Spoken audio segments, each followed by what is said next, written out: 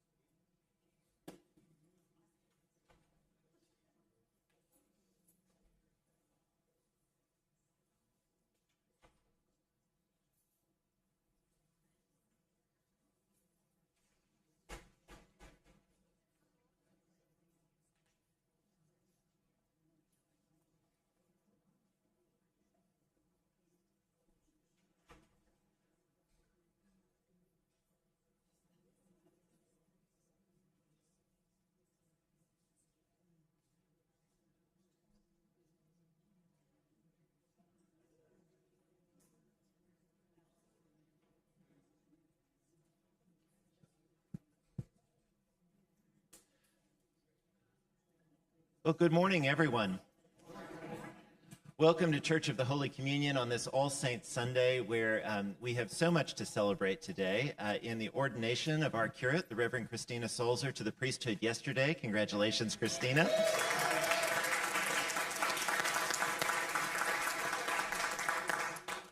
We have 2 infants and 1 adult being baptized at the 10:30 service as our church continues to grow in size and scope and depth.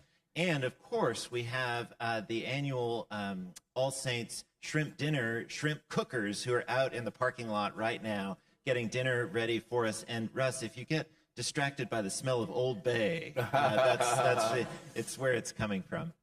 On All Saints Sunday, we do our very best to have a special speaker in the adult forum, and today's is absolutely no exception. A few years ago, Holy Communion sponsored my participation in the New Memphis Institute Leadership Development Intensive, which is one of the most influential continuing education programs I've had the opportunity to participate in. And as part of that, I met Russ Wigginton and his wife Tamika as classmates. Both of them such highly influential Memphians and such important parts of the conversation that's going on in our city about inequality and race and history and our future. Russ is a PhD holding historian. He's a former vice president of Rhodes College. He's been influential in the movement towards educational equity. And now since 2001, is that correct? At the museum? 2021. Since 2021, the president of the National Civil Rights Museum, overseeing their recent renovation and expansion.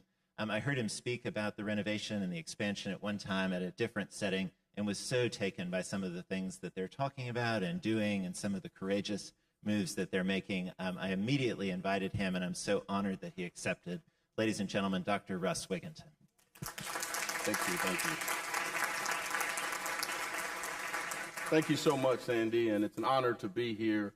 One of the things, I'm not a native Memphian, but I've been here on 2 different occasions as an undergraduate at Rhodes College from 1984 to 1988. And then in 1996, I returned to Rhodes while I was working on my dissertation on a 2-year fellowship. Did y'all hear me? I said that was 1996. I did get my dissertation done. I'm not still working on that. But I am still here for a lot of reasons. One of the things that is special about this city, this community, is it is all about relationships. It didn't take me long to figure that out. So most rooms that I go into, I try to establish relationships, and then every once in a while you get lucky to pick up on some relationships that you may have already had. And that is indeed the case in this room. I had the pleasure of seeing the wonderful Sarah Cowan, who we have a great history together at St. George's Episcopal School and the establishment of the middle and high school campus and all back in those days, and great to reconnect with her. Emily Woodside, who I had the pleasure of serving on the board with at Promise Academy, and ladies and gentlemen, Dorothy Brown. Dorothy Brown, your stand up, please. Dorothy Brown, your stand up, please. So I'm assuming that this community knows Dorothy Brownier. Because when you know Dorothy Brownier, when I saw her walk in the room, I tried to make sure my tie was straight. Because she's one of those people who, in various stages, I would say, throughout my almost 25-year career at Rhodes College,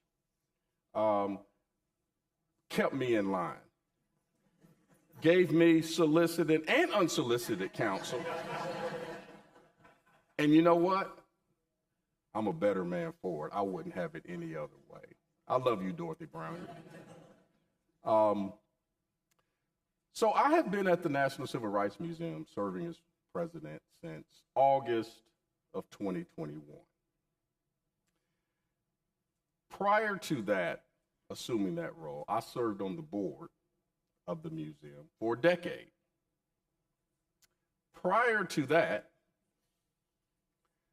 literally, the first class I taught at Rhodes College in the fall of 1996, I'll never forget, I'm sitting at my desk. I'm still working on that dissertation, but I got to teach this course, right? So I got to get a syllabus together.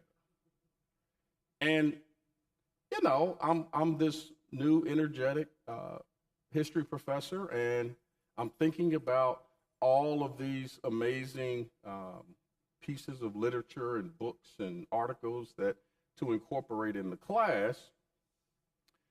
And it hit me, oh yeah, there's this relatively new place about 5 miles from here called the National Civil Rights Museum at the Lorraine Motel. The museum was 5 years old at the time, very much in the sense of museums in its infancy. And I said, I'm going to go down there and see.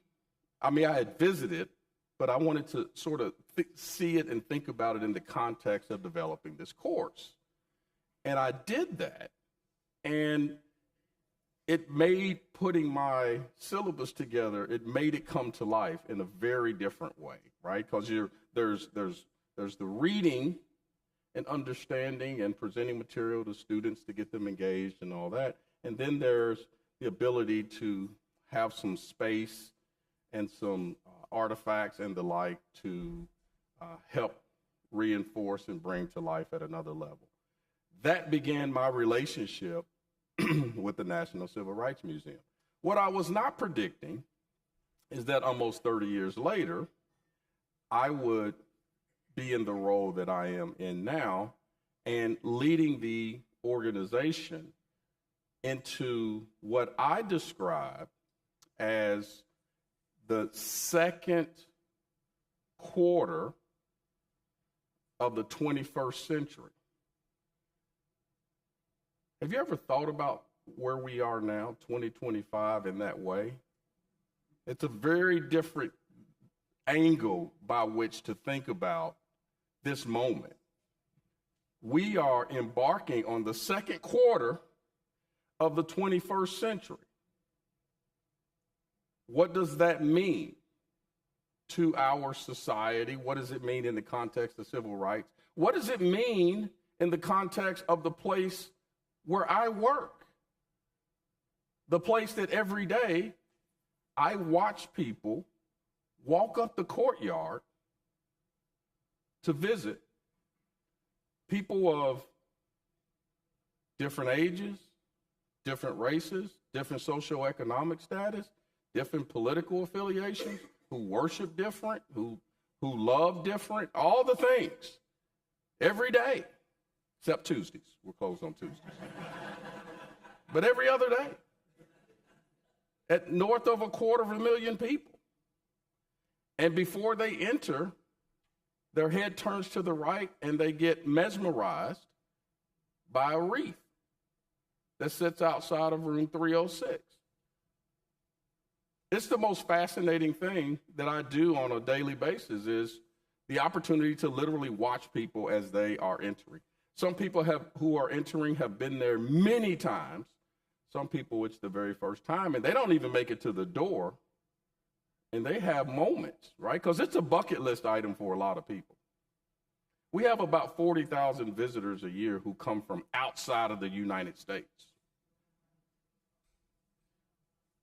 Like they're coming for this. This has shaped them in some form or fashion. We have people every day who come who aren't all that excited about being there, quite frankly. They're a little anxious, nervous, uncomfortable, etc. Right? All the things. Second quarter of the 21st century. Now, when I started in August of 2021, prior to that, as we are kind of coming out of the pandemic, as a board member, we had talked about, in theory, about a renovation. We had completed a renovation at the National Civil Rights Museum about a decade ago on the Lorraine Motel. Some of you may recall that. But we're now talking about the boarding house or the legacy building, the building that's across the street, the building where the alleged shot was fired. Did y'all hear my language there? We'll come back to that. And there's a little pocket park that's right there, and what was called the grassy knoll. But we hadn't really decided fully what that would mean and be, right? But we had talked about it. So the topic comes back up when I'm in the position, and we start talking about it again, and we start talking about, okay, it'd be nice if we put this building at play more fully.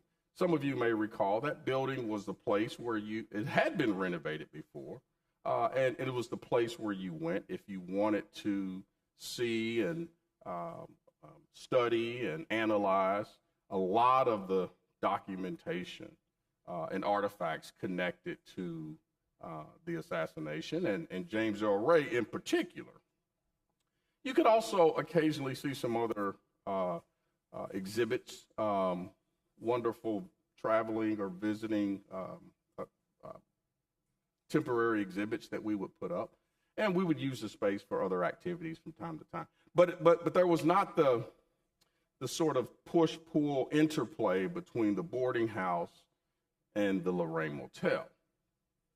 So before embarking on the project, we should probably figure out what we want it to be and what it should be.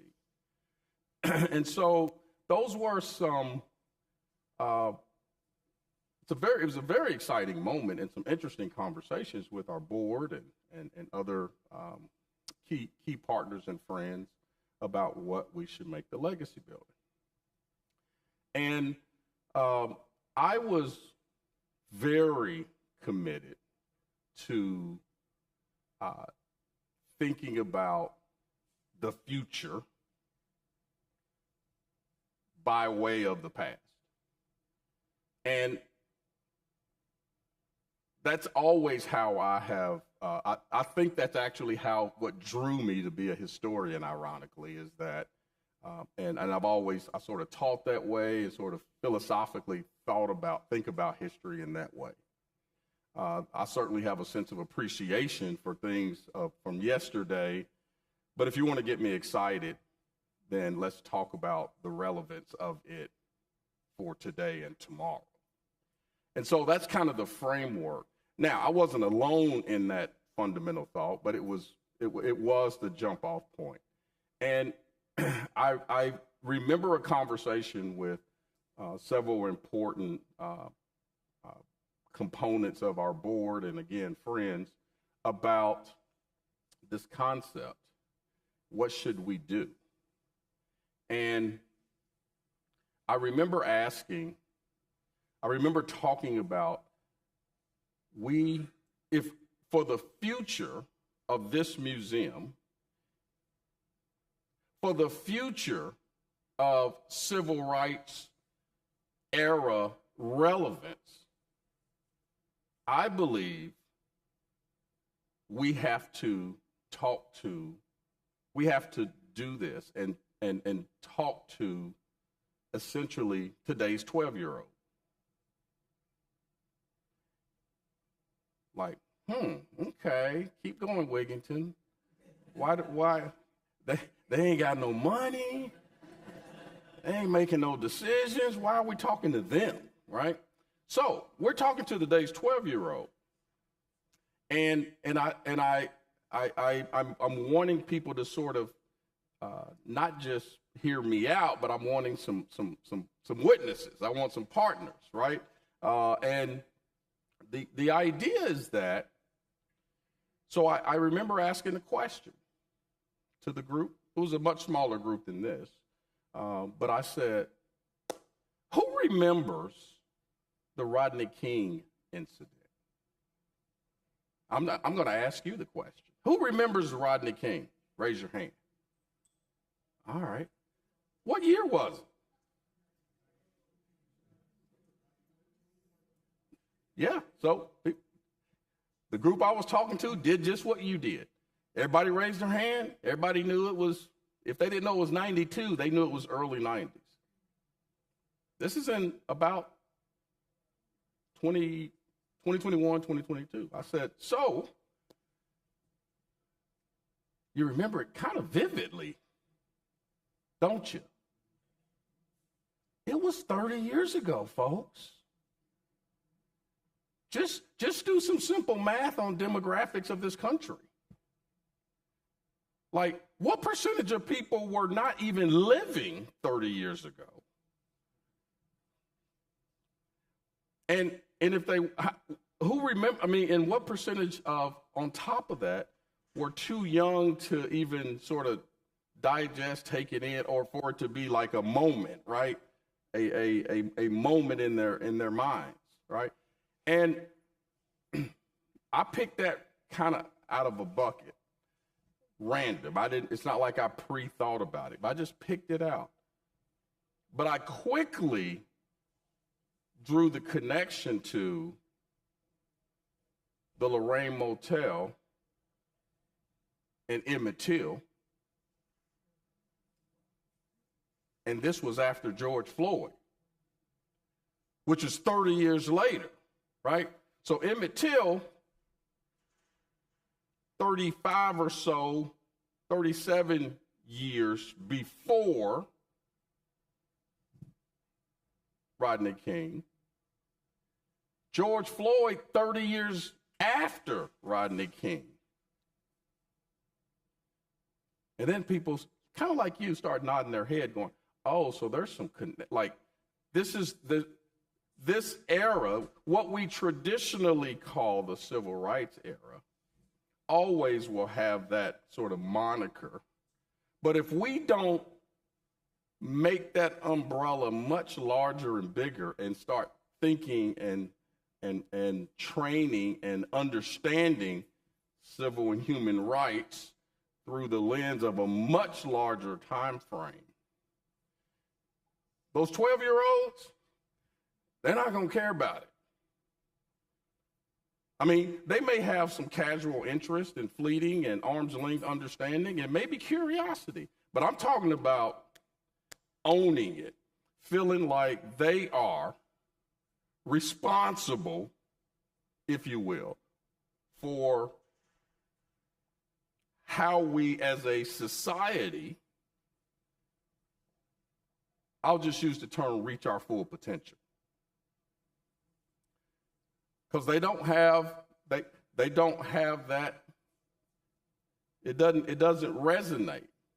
I'm talking about in the macro, right? Obviously for some it does more than others sometimes, but in the macro it's not going to resonate. So how do we get them to some combination of see themselves and take ownership. And I even speak about it with an urgency. I speak about it with, we have to get this done in the next decade. Because what's going to happen in the next decade? Those 12-year-olds today, they're going to be coming out of college. And if you know anything about the movement, while we don't teach it collectively as thoroughly as from this dimension as we could, the movement was led by young people. Just go back and think about, Martin Luther King was 26 as the leader of the Montgomery bus boycott. Reluctantly, you know. He didn't go there for that. He was just trying to be the pastor of a cute little church in Montgomery with his young family. But when you start thinking about sit-ins and bus boycotts and all the things, these were young people. They weren't people like us. We had our role, but there is something marvelous about that beautiful moment of what I call intense naivete, right? Like you're old enough to kind of make some decisions, mostly bad ones, and you don't necessarily, you're kind of invincible. You live a few years longer, your invincibility goes away, and you get a mortgage, right? So how are we going to capture these young folks? Now, that was my pitch. Then I told them, now I need y'all to pay for it, but it ain't really for you. For most of you who I was talking to in that room, it's for your grandchildren, right? And I said, and if you think I'm exaggerating the point, go ask the young people in your life. Go ask the people who are 30 and under. Ask them if they know who Rodney King is. And report back, if you're not too embarrassed, what they said. So if they know him, they're not going to know much. They're just not. And it's not like accusatory. They're just not, right? If this room were filled with people 30 and under, and I'd ask you the same question, who remembers the Rodney King incident? Well, first of all, they're going to be like, no, nobody's going to raise their hand. Well, if you don't remember, tell me what you know about it. It's going to be a short conversation. Most aren't going to know, and those who do, they're just not going to know much. Again, no judgment, facts. So, we decide we are going to, as part of our mission, let me tell you real quickly what the mission is of the National Civil Rights Museum. The first line of our mission is to honor and preserve the legacy of Dr. Martin Luther King Jr. We're going to tell the story of the civil human rights movement, and we're going to educate and serve as a catalyst for positive social change. That's who we are and what we do. It's crystal clear. I love it. I have my marching orders. There's not a lot of, there's room for creativity and all the things, but this is who we are. This is what we do, and it's been that way since the museum was founded. It's been tweaked, but essentially that from 1991. In order for us to do that, I believe, again, thinking about the second quarter of the 21st century, we have to pick up from 1968 and get to the present. And so when you leave Room 306 right now, again, I watch people when they come up the courtyard, and I watch people when they leave room 306. Both of those things are amazing moments on a daily basis. People are often needing to gather themselves when they leave room 306. So the first thing we got to do is have them have space in which they can actually process, gather themselves, be in community with people who they may not have ever seen before, but all of a sudden you're in community with folks, and it's amazing when you see people after having that experience, how they bond and connect and make new friends and all the things, right? And so we had the beautiful opportunity to renovate the park and take that terrace that you could not even utilize and create space for reflection, et cetera. That has been completed. That reopened literally 3 weeks ago on October the 4th, and we're very excited about having space for people to be in community outside of the museum, and so that's done. The renovation of this building we will reopen in the spring. Literally, the exhibits are being built right now off-site. All the renovation work has been done. And so picking up after you leave that building, room 306, and walking across the street, and an amazing exhibit when you walk what used to be a dark tunnel is now a underground space with several galleries. And the first gallery will be on the Poor People's Campaign. And I promise you, it will be the most comprehensive and rich Poor People's Campaign story that you've ever seen. And we think that's really important because the fact that the Poor People's Campaign actually happened right after Dr. King was killed, and people carried on and pushed forward with that collective national effort. That story has been undertold, and we're lifting it up and putting it front and center. So when you walk in that building, you can't get around it. You are going, if you want to experience that building, you're going through the Poor People's Campaign. There's some other exhibits in there, though, that we think are really important. I'm not going to walk you through all of them, but I'll just mention a couple more. There's a gallery that's called the Freedom Award Gallery. You all are familiar with our annual Freedom Award. If you're not, just say you are. Make me feel good.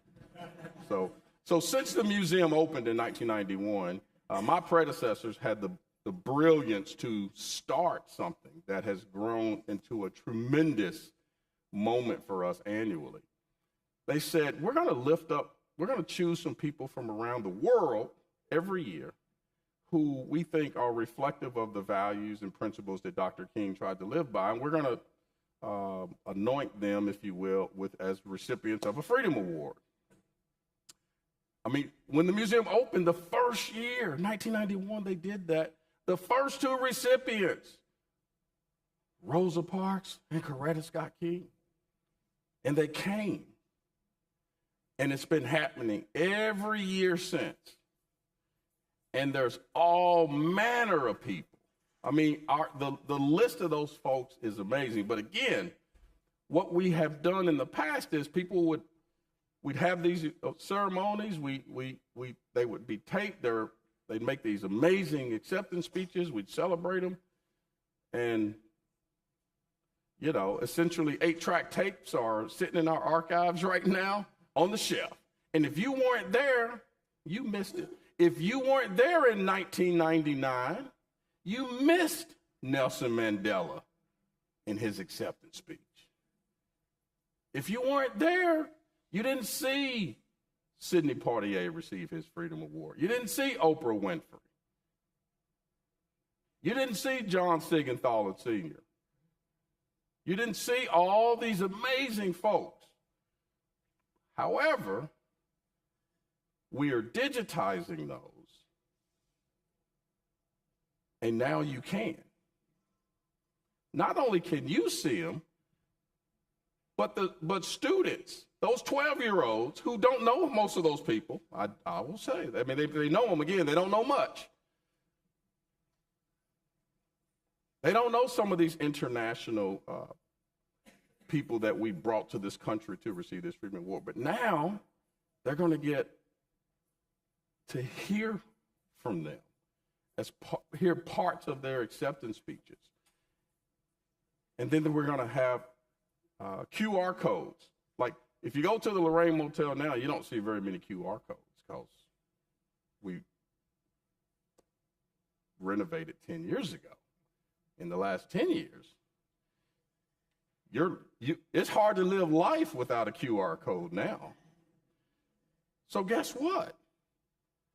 When you go, because you're going, when you come to the museum and you go to the Legacy Building, there's going to be artifacts. We have some special things that you will appreciate, I'm certain. And there's still text, but there's a bunch of QR codes. Because when you talk to young folks and you include them in the process and say, tell us how does this feel? And they repeatedly tell you, we're not gonna read all that. Like, we are, it ain't for you, right? But I need your money. No, I'm sorry, that's a different talk. But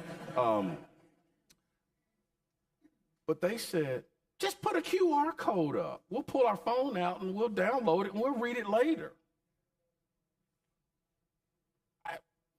That's what they do. They're not going to, they got their attention spans about 6.7 seconds on anything. So what you can't do is give them 60 seconds worth of material that they have to read if they're going to move on. I mean, when you're a museum nerd like me, I go to museums all over the country, and I mean, I mostly people watch at this point. If you go watch young people in museums, if there's a bunch of text, they just keep going. It doesn't matter how intriguing the story is. Oh yeah, and they're gone. But if you got a QR code up, I mean, they're getting all of it, right? And they're going to dissect it and deal with it in their own way, right? Now, what that doesn't mean is that there's not going to be richness and depth and National Civil Rights Museum quality of content and artifacts and fact-based commentary, but it's an intentional appeal to make sure that they care about it. Now, the entire space, there's a theme to the entire the entire Legacy Building. And the theme is based on Dr. King's last book. Where do we go from here? Chaos or community? He asked the question. We're taking that 1967 book title and we're situating it in 2025 and asking that same question. Y'all didn't hear me. We are asking our society a question that more than 50 years ago Dr. King asked. And in that book, from that book, we pulled out some of the pillars that he referenced that he believed were fundamental to our collective answer to that question as to where we land. Are we going to be in community? We're going to find our way, or we're going to be in chaos, right? Now, we probably got all kind of varying opinions about what that even means, but But we're okay with that at the Civil Rights Museum. We just want people thinking about the world in that way. Because when you think about the world in that way, then you have to come to some decisions about things like housing and poverty and education and criminal justice and on, right? These big, hard, hairy, complicated, uncomfortable, and dare I say, unpopular conversations. You got to situate yourself and land somewhere and make sense of it. And we believe, going back to that mission, who we are, that we are the place that can help lead our country in deciphering those things. Not necessarily coming to some magic answer, but approaching, dealing with, working through those things with dignity and respect and civility and humanity. Like we're kind of committed to that. And so the Lorraine will continue to talk about what we talk about historically. But over here, we're going to talk about very similar topics, but it's going to be right here, right now. It's going to feel different for some people. I'll dare to say for folk like us, it's going to feel different because it's going to be like, ooh, I remember that vividly, right? For the young folks, though, we're going to get in their era, right? Well, again, while they will have and continue to, we think, have respect and regard for what's in the Lorraine, it's too far back, right? When you introduce them to the Montgomery bus boycott, they're intrigued for a moment, but they're like, oh my gosh, that was 1955. For them, I'm not exaggerating, that may as well be like 1900, right? I mean, it's too far back, right? And again, they appreciate it, but if you want them to own it, we believe you got to talk to them about some things that they can connect with. And so 1968 to the present. Now, some of you are wondering, let's go back to the alleged comment. Some of you are wondering, oh my God, Wigginton got over to the museum and all this assassination stuff, he's going to get rid of it. No, he is not. What we are doing is, so if for those who've been to the museum, the physical space, it won't look different to you. It won't, because it's not different. Where the additional artifacts and stories and situational dimensions will look very different, because there's been a lot of knowledge attainment and opportunity in the last 25 or so years to incorporate in telling that story. So when we opened that building and began to tell that story, it was focused almost exclusively on James Earl Ray with a few other dimensions. Because part of it was the question that was asked in order, from a methodological standpoint, which was, who killed Dr. King? If you add to that question, why was he killed? It opens up a whole new space by which to talk about that situation and gives us opportunity, quite frankly, to put at play more of the artifacts that you've never seen in our collection at play for society to see and learn from. So I'm not going to give you a whole bunch of details because I'm going to make you come see it yourself. But just know that there are many galleries in the overarching gallery about the assassination.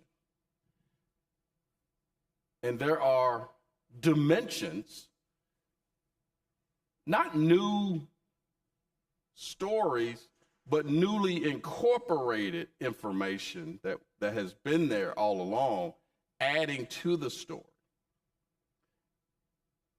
And because we are committed to facts and data, what we don't do, when people ask me, what do you think the biggest strengths of your museum are? I say there's really, from a museum standpoint, as a Smithsonian affiliate, as an international site of consciousness, our respect in the museum industry worldwide really stems from two fundamental things. We're not a place that offers a whole bunch of opinion. We're a facts and data. We put it out there, and we're going to let you decide. So you're gonna leave with more information in which to consider if that's something that you are curious about. So it may clarify for some people. It may make it even more murky for others. But we're not trying to tell people that's the magic answer right there. We're just trying to make sure people have clarity on what we have determined are legitimate consideration for what happened on that fatal day of April 4, 1968. If that don't make you want to come to the museum, I don't know what will. But those two things are, the National Civil Rights Museum leads with facts and data, and they let you draw your own conclusions. Some museums don't necessarily do that, and they don't necessarily even pretend that that's what they do. The other thing is, in the context of the civil and human rights story, we're recognized as a place that lifts up and tells a comprehensive story that leads to the conclusion of ordinary people who did extraordinary things.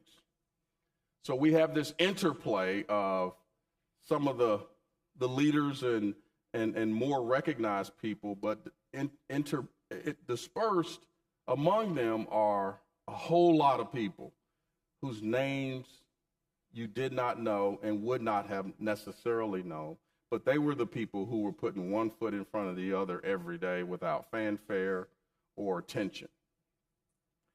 And we believe it's that interplay that makes, when we embrace it, makes for such a powerful, rich story for our country and for our world. So we plan to open in the spring. Well, we will open in the spring. This has been a fascinating undertaking for us, and one that's not just an exercise in how do we sort of build out the National Civil Rights Museum. I fundamentally believe that this renovation is the underpinning of our vibrancy over the next quarter of a century at a minimum. The Lorraine Motel is sacred ground. I firmly believe that, and it's special in its own way. But if we want how many people feel about the Lorraine Motel today, if we want that same spirit to exist 25 years from now, it's going to come through their entry point, I believe, of the legacy building. Because what what I think will happen is that there's going to be, you'll be able to enter whichever one you want first. I think young people are going to clamor to the Legacy building, and then they're going to circle back and go to the Lorraine, on the Lorraine side. We'll see how it plays out, but I'm quite certain they're going to be enamored with that. And then they're going to go, and then their appreciation actually for what's in the Legacy building will be enhanced when they go back on the Lorraine side. That's my story, and I'm sticking to it. I'll stop there. I would love to take some questions or comments. And you can ask me about anything. You can ask me about our funding. You can ask me about the National Guard. You can ask me about whatever you want to ask me about. Not that I anticipate questions or anything. Yes, Russ, we do need to use the microphones because we have some folks online. Is there a circulating mic somewhere? Okay, great. If you would say your name before you speak, please. John Mercer. Will there be one admission price for both, or is it separate admission? How's that going to play out? One admission price for both. Thank you for asking. There will be one admission price for both. You want to know what that is? I'm not quite at liberty to say, but it will be a modest increase in our current price, which I think is a pretty good bargain, if I may say so myself. Will there be a senior discount? How loud can I say yes? You better believe it. Well, and once again, speaking to funding, how, besides admissions, how are you funded, and were you affected by the infamous rescission bill, and did you lose money because of that? Sure. Thank you for the question. So I am proud to say this renovation, first of all, was for the park, the terrace, and the building was a $38 million expansion. That's a big drink of water for us. I am so proud to say that in 2.5 years, we have commitments we got commitments for $38.5 million, and we are still fundraising for it because you need a little gravy, right? Because of our programming and some of the educational expansions that are the byproduct of that. We literally are just entering the public phase of that campaign. So we've gotten tremendous support, and it's been national. We've gotten gifts from literally coast to coast, from foundations and individuals on the West Coast, from corporations, foundations, individuals all across the country. We got a wonderful gift from the National Basketball Association of $1 million. We've got corporations that aren't based out of Memphis who supported us at significant levels. Certainly, we've had tremendous support locally. And the state of Tennessee was key in helping us launch. So the state of Tennessee owns the Lorraine Motel. You probably didn't know that. It's not a secret. It's public. But the state of Tennessee owns it. But we run it, and we run it the way we run it. And it's very clear on that arrangement. 2.5 years ago, the state of Tennessee, or 3 years ago now, kicking off that campaign, $10 million. Not for the Lorraine, but for the Legacy building. Because the state of Tennessee understands the importance that we play for this state and for this country.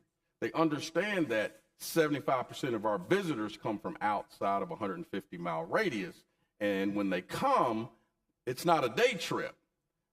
They spend money here, right? We're an economic driver for West Tennessee and for the state of Tennessee. They understand that part. They also understand that what happened on that balcony is not just tied to this city, it's tied to this country, and it's tied to this world. The youngest Nobel Prize winner ever. I mean, he didn't live a distinguished life. He died at 39, right? That's still with us. And so the state of Tennessee understands that this place matters. We have a private foundation, the Lorraine Foundation.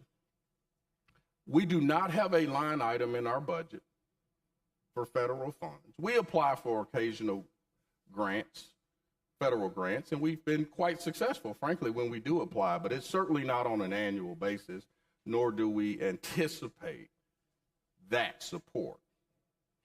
So we were not sort of directly impacted. But I will tell you, some of you may know that I both wrote an op-ed that appeared in the USA Today and signed a letter that was circulating amongst my colleagues in the museum, zoo, and park industries, voicing my dissension about that decision. And the media called me and said, well, you don't even get federal funding. It didn't affect your budget. You didn't lose any money. I said, which is also why I feel a responsibility to speak up on behalf of my brothers and sisters who did, right? Because parks, zoos, museums, those are spaces in our society, I believe, where you get people from all walks of life who are in community with a civic and civil lens. And we have too few places where people are amongst each other with a spirit of positivity for consideration. And if we minimalize those, if we diminish those, then it's so much easier to stay in whatever our respective corners may be. So I felt obligated to say, this is a big deal. It's not just about the money, but yeah, you need some funding. It's a big deal because these are the spaces that we all need as human beings, as contributors to society. And we need them to be vibrant. We need them to be positive. We need them to be, we need them to carry their load, if you will, for our society. To me, it's just that simple.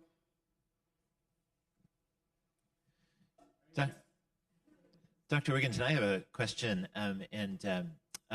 you said that you weren't going to give us away the things that were coming up in the new Legacy building because you wanted us to come, and since I don't qualify for the senior discount that John was just arguing for, maybe you could offer us a little bit of a preview.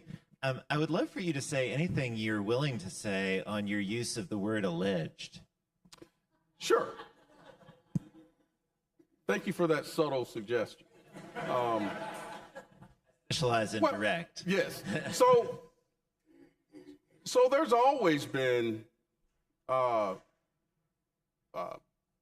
would say, theories that James Earl Ray did not kill Martin Luther King Jr. That's not new. And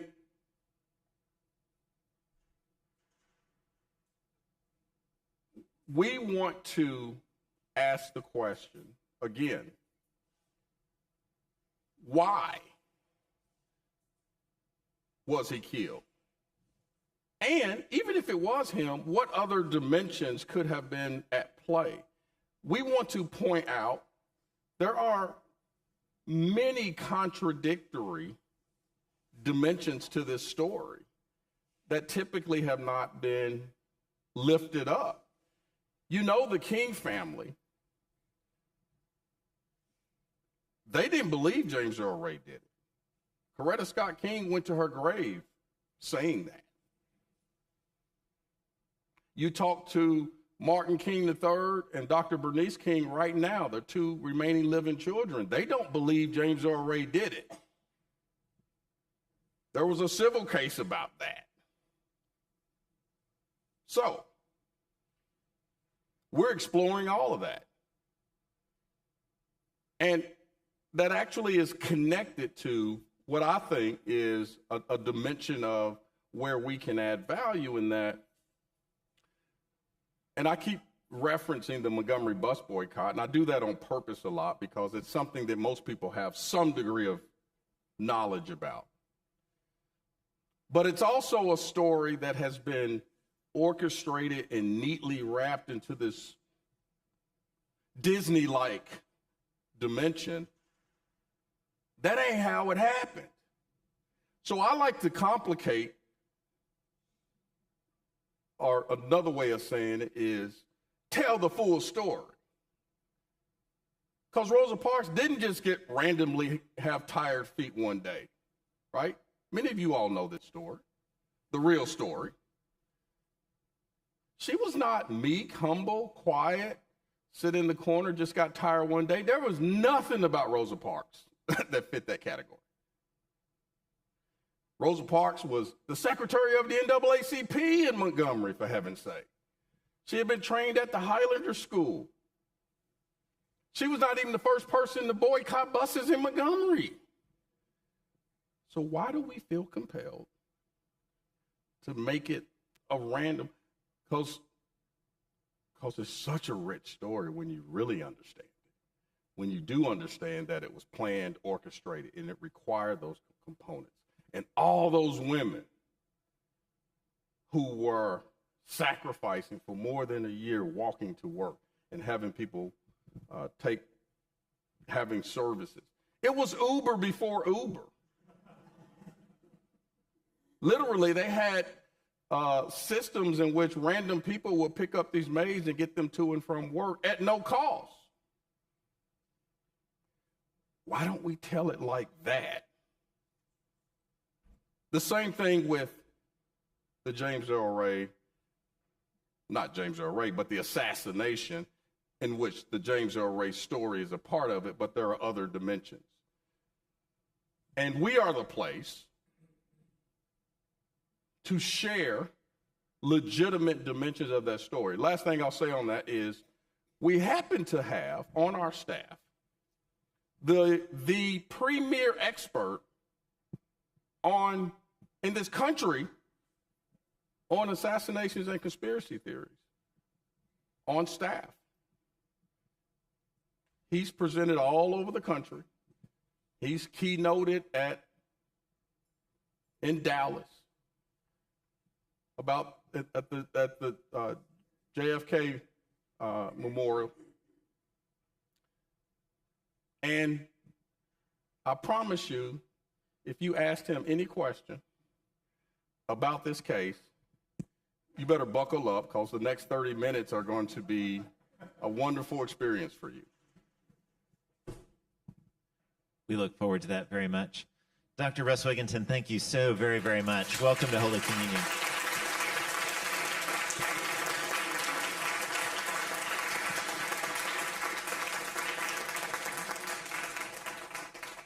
I want to thank Russ one more time for accepting the invitation to speak. Thank Holy Communion for being committed to being an important part of the community and connecting our leadership with the community, which is where this all came from. It is a great time to be at Holy Communion. Church starts in about 15 minutes with the first celebration of the Eucharist by our new curate. I do hope that you'll stay, and we'll see you in just a few minutes. Thank you very much.